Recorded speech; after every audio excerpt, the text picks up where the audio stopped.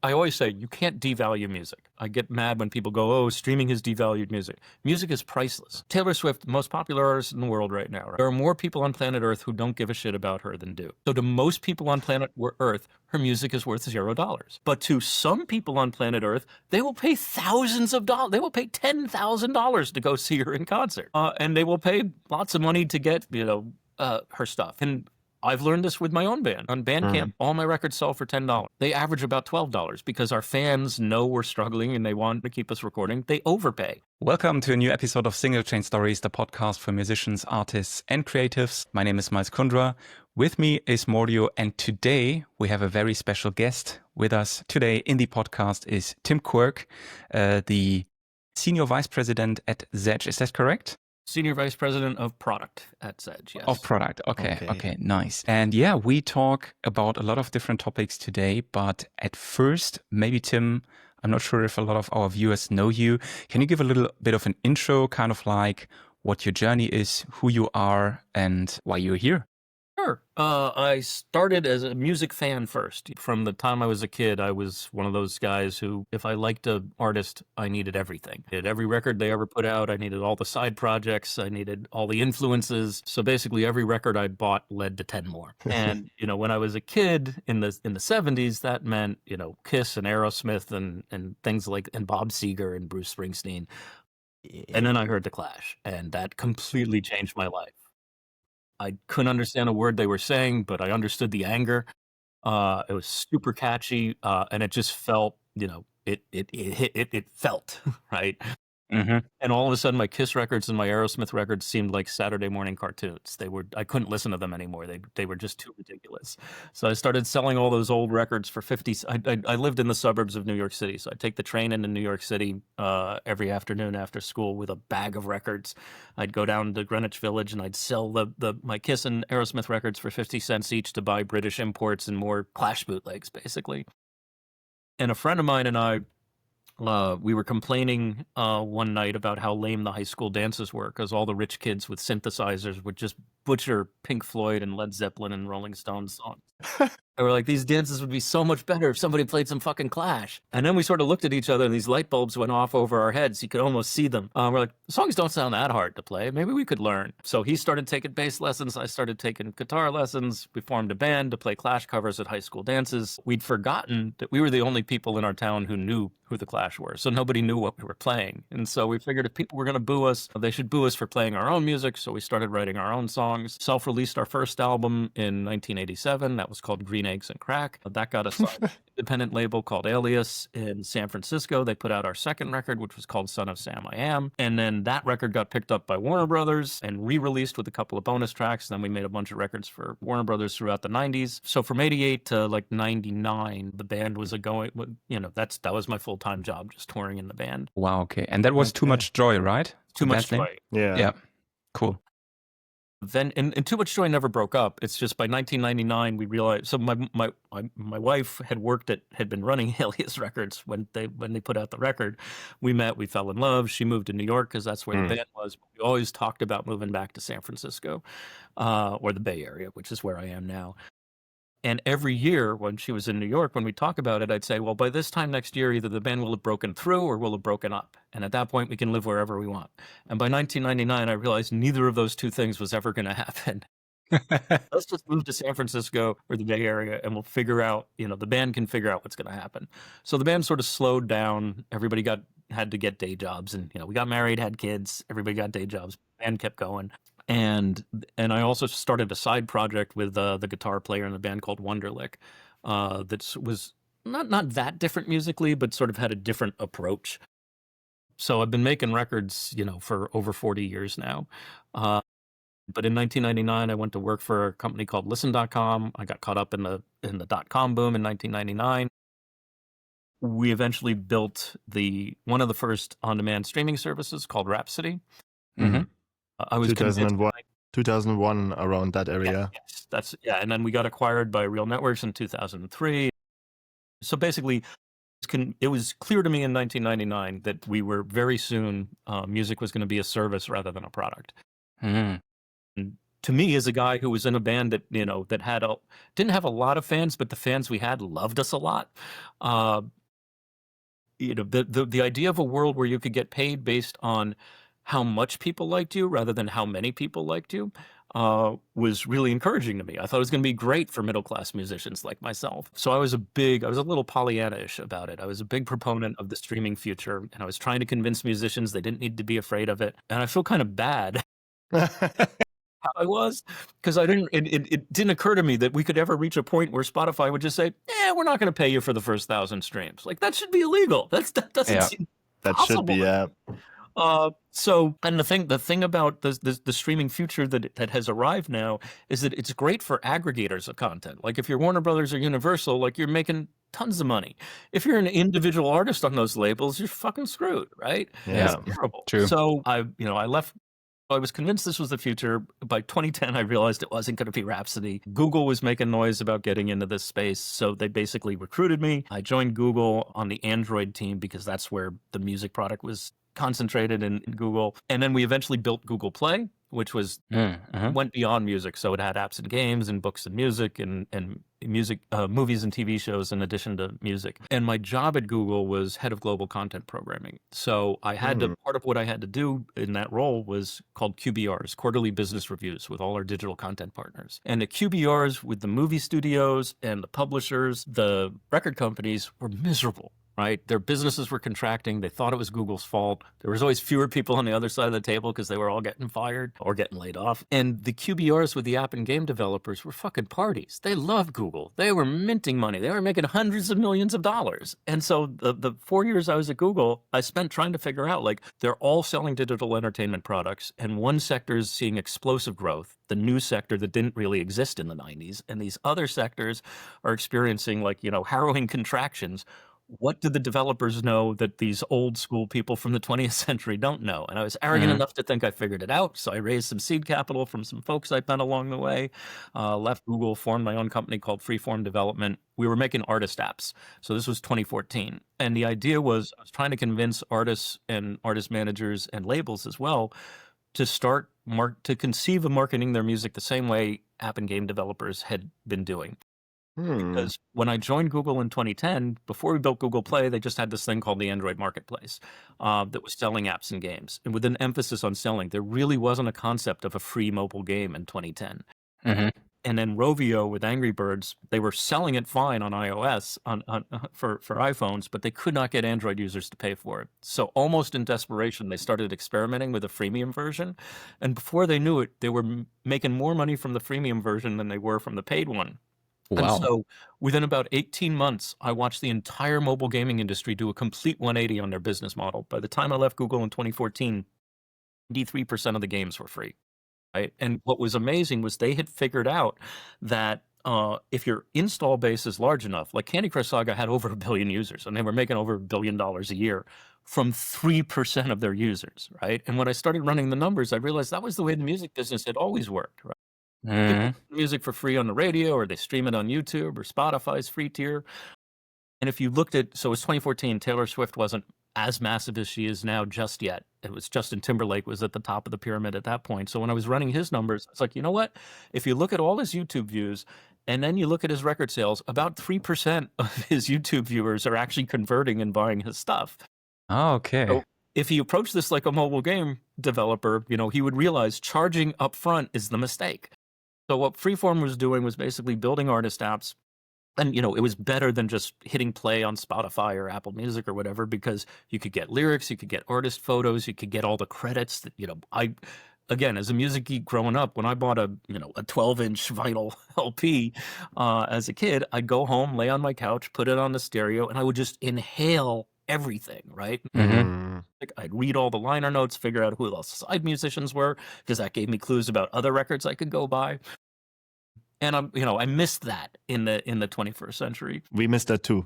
Okay, right. So the idea is make your album an app, not instead of putting it in Spotify, not instead of selling it on iTunes or in record stores, in addition to. But what I told musicians was, you're going to want to drive all your customers to the app because then they're your customers. They're not Spotify's. They're not Apple's. And you live in their pocket, and you can tell them when you're coming to their zip code. You can sell them fan experiences and merchandise and remixes and your next record. So that was part one. And then part two was, and don't charge for the app. Give it away for free. Let people listen to your album for free at least once per day, and then all the tracks lock. And if they want to listen more than once per day, they have to take some action to unlock them. That actually you get $10 to buy the record, right? But it didn't have to be. It could be redeem a partner offer. This is what I learned from mobile gaming, where there's an offer wall. You know, if you need more credits in the game, you go to the offer wall and you find something like maybe you can sign up for a free trial of Disney Plus and you get like $15 or $25 worth of, you know, jewels or whatever it is. And since I'd worked at Rhapsody and Google Play, I knew what our marketing teams were paying for leads to drive people into the funnel of our free subscription, right? It's a 7-day free trial. And anybody that you sent to the top of the free trial, you got $15 for. I was like, wait a minute, you sell an album in iTunes, you get $10. You give an album away for free by getting someone to sign up for a free trial of Rhapsody, you get $15. Easy peasy. So our offer wall had Rhapsody as the hero offer. If you signed up for a free trial of Rhapsody, cost you nothing. We unlocked unlimited streaming in the app and sent you MP3s of every track on the album, so you owned it forever. Fans were happy because they were getting the music they wanted for free. Artists were happy because they were getting more than if they'd sold it to them in the first place, and now they had a direct connection to that particular fan. Everybody. So we built about 18 artist apps for artists like Lil Wayne and Chris Brown and Rob Thomas and some indie folks. And we weren't paying per play, but if you took all the revenue the apps generated from the offer, and then if people didn't want to sign up for Rhapsody or they already had a Rhapsody trial, there was a third-party offer wall where you just scroll through it, hundreds of possibilities of ways of getting free credits to unlock the album. And the great thing about this was the way the system worked is the artist could set a price for their album. They could say like, this album costs $20 or $30. And all we'd do then, and the user was never saying like, oh, I have to pay $30. Or, if they wanted to buy it, we just sent them to a store to buy it. They pay $10. But if they used an offer wall, whatever price the artist had set was the floor, not the ceiling. Because all we'd do is we would filter the offer wall so that it only showed offers that paid that much or more. And depending on what offer somebody redeemed, like if they signed up for it to get an insurance quote on their house, that might be $50. The artist was getting $50 instead of $10 because this was a concept that another product manager at Rhapsody had helped me realize in the aughts, which is that, music is, I always say, you can't devalue music. I get mad when people go, oh, streaming has devalued music. Music is priceless. And what I mean by that is that Taylor Swift, the most popular artist in the world right now, right? There are more people on planet Earth who don't give a shit about her than do, right? So to most people on planet Earth, her music is worth $0. But to some people on planet Earth, they will pay thousands of dollars. They will pay $10,000 to go see her in concert, right?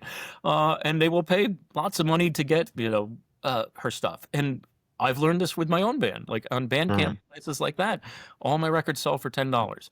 They average about $12 because our fans know we're struggling and they want to support us. They want to keep us recording. They overpay. And so what digital distribution does is it lets you figure out the spectrum of value for your music to different people. And I call it pushing people up the pyramid, because what you want to do is you want to find the people who don't know and don't care about you, and you want them, you will literally pay to have them hear your music because you know that some of them will then like it. So your bottom tier of the pyramid, where the most people are, is free. And you can't be afraid of free because that's where everybody starts. And then you want as many people in that bottom tier to go up to the next level and give you a little bit of money for your music. So maybe that means they stream you on Spotify or YouTube or whatever. And then you want as many people from that tier to go up to the next tier and actually buy your music. Maybe they buy a single. And then you want as many people from that tier to love that single and say, you know what, now I'm going to buy the album. Now I'm going to go to the concert. Now I'm going to buy a t-shirt. Kiss has been doing this since the 70s. You can buy Kiss condoms and get buried in a Kiss coffin, right?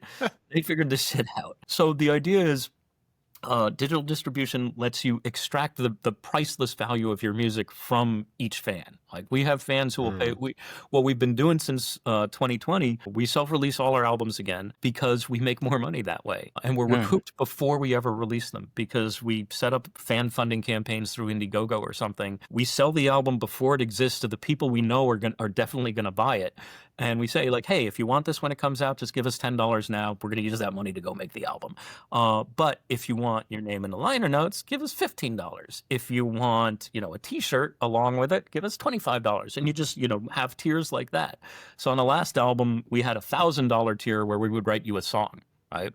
And then we had a $500 song where we would write you and sing new lyrics to an existing song all about you, right? So basically we made an entire record and then an entire second record of just fan songs, and then a record That's cool. the record that we released was all our songs, and then we released all the tracks. Is we basically did a track a month, and the A side was a new song and the B side was a fan song.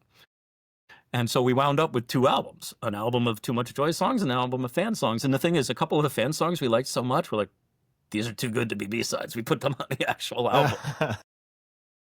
So anyway, I'm sorry, I got sort of... No, that's perfect. That's perfect. That's Okay. perfect. So But the Tapedeck 25, let's go. Let's start there. So I love the idea that you already said, okay, so you saw the full spectrum and you also saw that there's this 3%, right?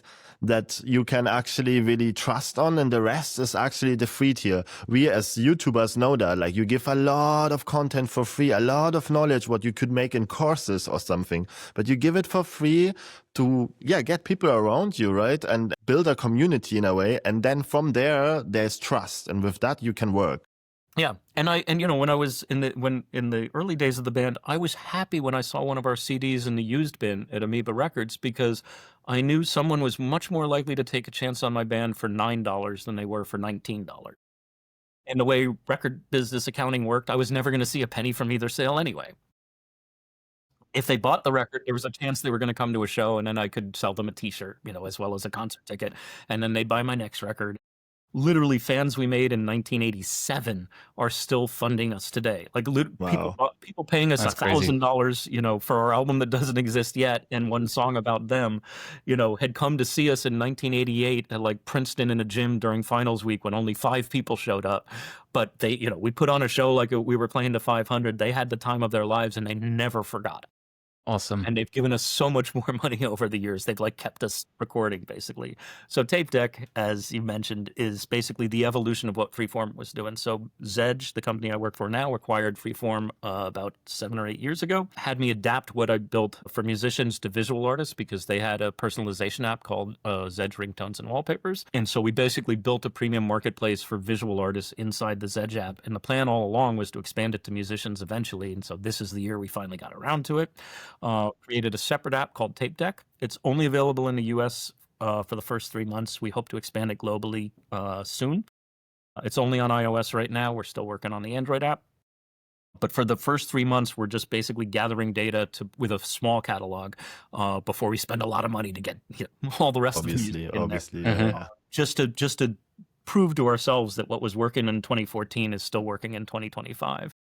But the concept is the same. But instead of doing individual artist apps, we're doing a single app. You come in as a user, and the idea is it's very straightforward. Licensors set their own prices. They set their download prices. They set their streaming prices. You cannot set your streaming price below a penny. That's what Rhapsody was paying back in 2001. That's what I think should be. And our goal is to make a penny per play the floor rather than the ceiling. So you set your download prices, you set your play prices, and then we convert all that to virtual currency, basically, just like mobile games do.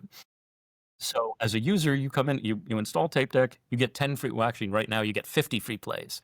And then when you run out of plays, you have to get some more. If you want to buy them as an in-app purchase, you can do that. You can buy a $1 pack, a $5 pack, a $20 pack, a $50 pack. Classic gaming road, yeah. Exactly. But if you don't want to pay, we have an offer wall where you can get plays for free. You can watch rewarded videos. You get 10 free plays every time you watch a video in the States. It'll be different in different countries depending on advertising rates, but that's the way it works. And then there's just an offer wall with dozens and dozens and dozens of possible ways to get more free credits. For me, I play Yahtzee and Scrabble sort of obsessively anyway.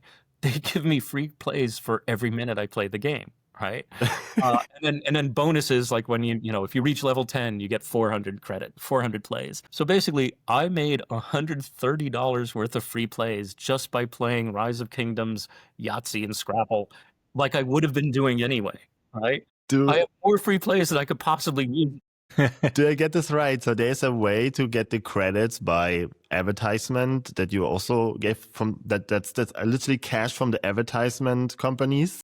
Yeah. And So then that cash can be translated to make it possible to pay 1 cent a stream. exactly. Because otherwise, I mean, you need crazy deals. Like Spotify have like 600 million users and like huge deals, right? And I was thinking like how you actually do that. And like it's how to do the model, you know, like 1 cent is still a lot if you a small company, right? To pay to everyone. And compared to Spotify and the other Yes. streaming services. Yeah. So the way more. idea is we want, and so everywhere in Tapedeck, you know, there's the minimum price that the artist has set, but we always give fans the opportunity to pay more. And we are not marketing this as a mainstream competitor to Spotify. This is geared towards music heads who actively are looking to discover new music and also proactively want to support the musicians they love. Bandcamp has already demonstrated that there's at least a $20 million a year business to be built on top of fans like that. Bandcamp had lots of goodwill in the artist community for years, and then it evaporated through 2 corporate sales. So I recognize there was an opportunity to come in here and say, hey, you know, here's a service built by musicians for musicians. That basically, you know, take some of those same lessons. Bandcamp is great, but it's just a store, right? There's streaming in it, but it's not monetized. So Tapedeck is basically a Bandcamp that monetizes streaming as well. Yeah, also the streaming is not working so well. Like you don't see it as this. Like you see it as like you can get your stuff and then you're in an external software making your playlist and everything. That's what I do as well. Buy music on Bandcamp and then just listen to it on iTunes or Apple Music as it's now. And Tapedeck is set up in a similar way where if you purchase an album, you know, so basically you can buy an album you can buy a track with 100 plays and you can buy an album with 1,000 plays because it's basically $1 and $10. But you can always give more plays than that. You know, there's a very easy button that says 2x, 5x. You know, so you can pay them much more if you want, or you can type in a price. And I'm sorry, I forgot where I was going with that. No worries. No worries. I just want to have one question because I was thinking all the time about the convenience aspect because obviously things like Spotify and Apple Music is very convenient to people. So I was asking why people should then go to Tapedeck and do it there. But as you mentioned, I think your goal is not really to take the convenient music listeners from Spotify to Tapedeck, but the more passionate people who kind of like dig. Okay. Yeah. So we did a lot of market research before building this, and we talked to Bandcamp users, and there's a cohort of music fans who are like, they will literally, we kept putting different friction points in front of them and saying, would you do this? Would you do this? Would you do this? If you knew it was making the artist more money. They're like, yeah. If it's going to make the artist money, I will watch an ad. I will redeem an offer. I will, I'll jump through all these hoops if I know that money is going to the artist. Okay. Yeah. If you can prove that, like in a way, then I think people would do that more. In these days, there's a lot of mistrust because of companies like Spotify. I mean, we don't talk about the news that they're also investing in AI weapon systems and stuff, right? Mm-hmm. Like because of this, there's a huge wave now that a lot of artists just looking for alternatives. That's why we invite you also, right? We're really happy to talk about alternatives. And I didn't know Tapedeck at all. And I'm actually in the moment in this, I just said goodbye to everything, like all streaming. I was just like, okay, I go back to the old days. I just buy my stuff that I cannot live without it. And then I have just the tracks that, like when you have an ambient playlist, you're like, that's just 10 tracks. But hey, every track is a fuck yes. Yeah, I view, because I'm kind of old school, I'm 60, I use streaming services to preview new music. Yeah. And then I buy everything because I've got this, it's off screen right now, but I've got this amazing digital audio player, that has a terabyte of music on it. And I travel so much, I'm up in the air a lot with no internet connection. And I hate the idea of having to know in advance what I'm going to want to listen to. So I carrying me too. entire music collection in my pocket with me so I can listen to it at any time. And also I'm such an old soul music fan. At least 30% of the music I love is unlicensable and will never be in streaming services. Yeah, I realized this now too again, like how many tracks I found that I never could found before because I just was in this little bubble. And I realizing also much more like how everyone listens the same right now. Mm-hmm. I was not thinking that. Crazy. I was thinking I have a really unique taste. But if you have this artist in your list, you will have this artist in your other playlists. And now I just have tracks that no one have. And it's such a feeling from the past, but it feels so great again. I'm really excited about music again. I use the Doppler app. It's just just an app that plays. That's my question actually to Tapedeck. Do you have or do you have plans for putting one in, a nice player? Because I think that would make people really happy. Yeah. I mean, what's in Tapedeck right now, I should warn people, is, it's what's called an MVP, minimum viable product. You build only the features that are necessary, and then you iterate really fast and add more stuff. So like, there's no playlisting in there right now. Okay. There's already, we've released like 8 improvements since the day we launched 6 weeks ago. So wow. basically, and there will be more things like that. So there's a baby music service right now. Okay. It's just learning. It's learning. It can walk, but it's sort of bumping into things at the moment. And you have to keep your eye on it. Yeah, I feel like this is the must-have, like a way to stream it. So, do I like this album? And if you listen the album full, the full airplane, you want to listen it again, you maybe buy it, because you liked it, you listen it full. But you give the possibility to listen it kind of for free or like just for a cheap price. Then you can buy it. And then you own it, what is a thing I think that will come back, and then you need a nice player just to round it up. Thank you so much for joining us. Yes. I think Mordio and we will kind of like just continue a little bit the discussion about artists, so to say, owned pricing of their music. But thank you so much for the food for thoughts. That was really amazing, and have a brilliant day. Okay. Yeah. Sorry I had to run. No worries, Easy, Tim. No problem. It's great having you. We will absolutely check out what you're doing with this app. Yeah. Let us know when it comes to Germany. Yes, please. Will do. All right. See ya. Bye-bye. Bye-bye. So, okay. All right. This is the business life of a busy man, right?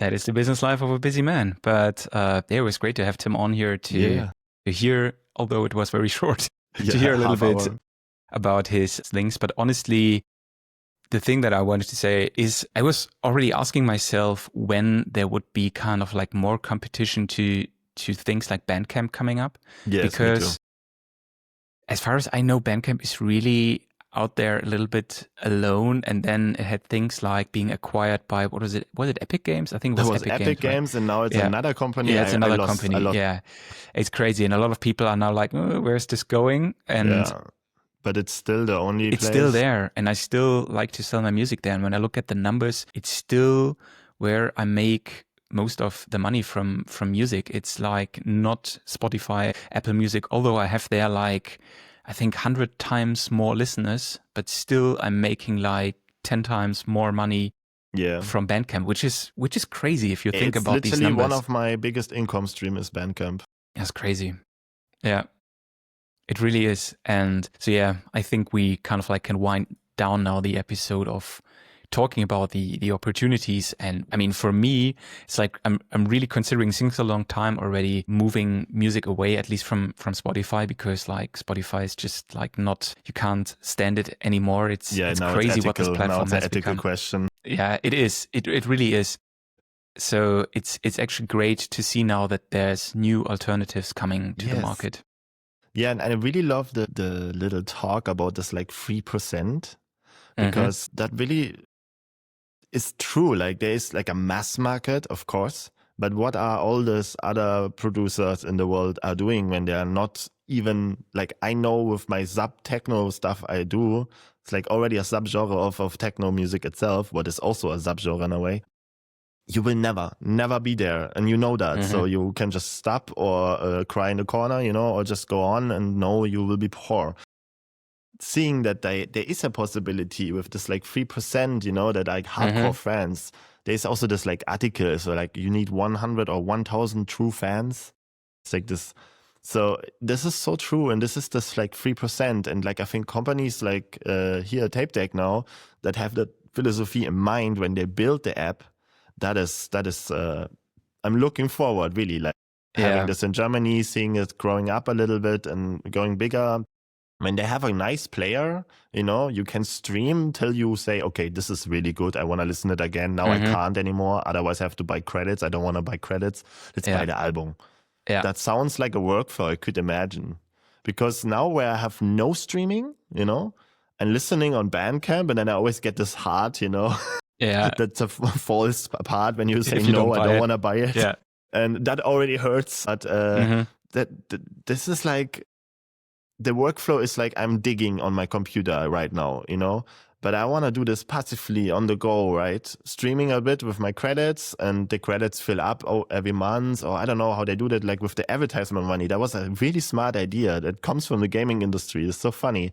Yeah. You take the advertiser money and give it to the artists. I love that. Yeah, that's really cool. That's great. That's also, and people have this game, kind of like, let me play this Candy Crush round so I have more credits, and Candy Crush pays then the artist. Yeah, it's a little bit, I was thinking when he mentioned that, it's a little bit the YouTube concept, basically. So what YouTube does is basically the same. They have advertisers paying to advertise on YouTube.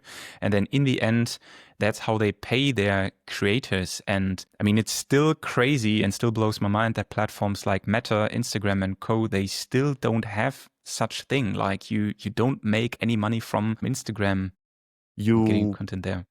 Can have like this ads also, right? Like, but they are more like sponsorships then, right? Like they are sponsorships, but that's something 100%. But that's something you as a creator have to do individually. Like you have to get with companies, and then they pay you for the content you make on the platform. But that's independent from Meta.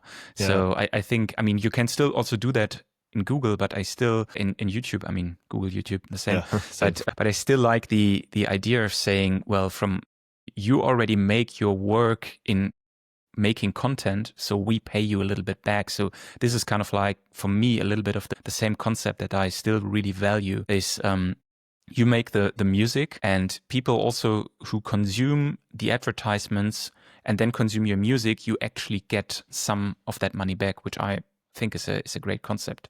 I mean, just the fact that it's like 1 cent for sure for each stream, that can add up even for smaller artists. 100%. And that is unlike a tag and like a proper, like, I respect that, like don't go under it. I mean, that means they need to do something like this advertisement deals and all that stuff. Yeah. And I really respect that, because in these days you really have to survive as a startup, and they are like a kind of startup with the sub thing that they do there, right? So I'm having eyes on that for sure. Yeah, same. And I was just thinking, with all the streams, like if I would make 1 cent from all my Spotify or Apple Music streams, I would actually make a couple of €100 a month, which would actually be a really nice addition to all the other income streams you have to fight for. And also as an it artist. pushes you, right? It pushes you. Absolutely, if you have $100 a month from your music, you're realizing, hey, this music thing is actually working. I just have to grind it now. And then you do it and release maybe singles more, and have every month a drop. I mean, we all start like this, right? We all make music because we love making music. We don't want to do anything else than making music. Just want to make that. And can I just have money for that so I can eat and drink and fucking live somewhere? And then you come into the industry, and then you see Spotify and, then you realize everything else. You have to become a mixing engineer, mastering engineer, marketing engineer, making YouTube, like it's so insane what we have to learn to kind of survive with our craft. Yeah, seeing things like this gives me really hope.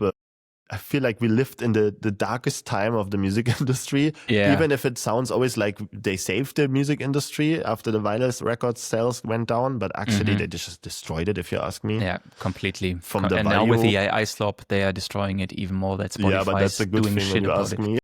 It is, because it's exactly these platforms who are flooded anyway, who are now being flooded even more, and kind of like people who have the real interest in music say, you know what, fuck that, I quit. Yeah, and that's why I think this, like for now, I would say Tapedeck could be something like a Patreon for musicians, Yeah, absolutely. But my question would be like, do they try to become then more like a mass thing, like from the Patreon for musicians to like literally saying, hey, Spotify, here's the alternative? Yeah. That would be interesting. But like now when I hear it's like 6 weeks in, that is... that's very early days. That is early. I mean, he said at MVP, that's, you can expect some quirks and the edges not really being soft, But yeah, I'm actually really excited. And just one point I wanted to mention to the thing that you just said about kind of like being in a niche, and kind of like with us making niche music already within a niche. I think for platforms like that, that's a big advantage, because I think that people who listen to that kind of music, really niche music, they are also willing to search for music away from platforms outside of Spotify and co. Whereas you have kind of like, I'll just call it now, the mainstream listeners who just listens to mention Taylor Swift, like the Taylor Swifts of this world. Nothing against Taylor Swift. I think she's she's great, but it's just like people who don't really value music that much, as if you have people who are into these niche genres because they love digging deeper. They love to go the digging through. is the fun part. Exactly. And these are the people who say, I go on these platforms because I want to find stuff that is unique and that you have I the proof want of to have. concept you have with Bandcamp already, right? Like people who literally dig and buy music, these are the proof of concept. So having a more convenient Bandcamp, what they kind of try to do, could be a solution for real. I think could be literally something that more people do. I will check this website constant now. I want to see this. If they bring it to Germany, I would even want to try it, you know? Oh yeah, definitely. I mean, for sure. Because like now I have to actively dig, you know? And with all the work I'm doing and building and shit, it's a lot to find a spot in the day where you just sit 1 hour and listen to music, you know. I'm happy that I have some promo channels that send me a selection of music that I can just download. I would even buy it, but I just need my selection, you know, my newsletter of the Bandcamp feed. I scroll it, but there's so much techno and I need to kind of train the algorithm. So it would be nice to have streaming just for like finding music, to then collect the one that you really love in like a list, like the hard list, you know, you harded it. And then this one get like end of the month or in the beginning of the month, they ask you, do we want to buy one of this in your list? And then you just drop the ones and have it in your collection, you know? Something like that would work for me really well from the workflow, because now I'm realizing I really have to sit down, dig for some new tracks till I can't hear them anymore because I'm listening too much in a loop. Yeah. Yeah, for me, it's the same. It's like searching for albums also through newsletters is a great resource, like a couple of music curators who share kind of like their finds in niche genres or wherever. I think that's really where you find some of the gems. But then, yeah, of course, you need to listen. But that's something I really enjoy, actually. It feels like since I switched platforms, putting music on again, you know, it's like you decide for a record and then you listen to that from start to beginning, and then you listen to maybe again. I still need to find the function where in Apple Music, when you listen through a whole record, it just stops, because I hate it then when it just moves on to algorithmic generated stuff and you're like, okay, is this even now part of the album anymore? And then you find out, no, it isn't. So I just want to hear where the album starts and where it ends, but I'm pretty sure I can figure this out. What I have right now. I love that. Like I make the playlist on, I listen to the playlist and the playlist stops. So when I go sleep, I make my silence playlist. I listen to the stuff. I start sleeping and I know it goes off by itself. Yeah, awesome. It's really nice. That's good. I remember I modded Spotify in the past quite a lot, just from the design. I like to mod my shit all the time, make everything violet, you know it. But then I found also like a way to get like a timer, you know, a sleep timer and all the little functions, you know, was really cool. I was like, why they don't have this on like standard, you know? Inside. Yeah. Okay. I think with this, we cannot say anymore too much. Now we need more information from his side, but I got more questions, but yeah.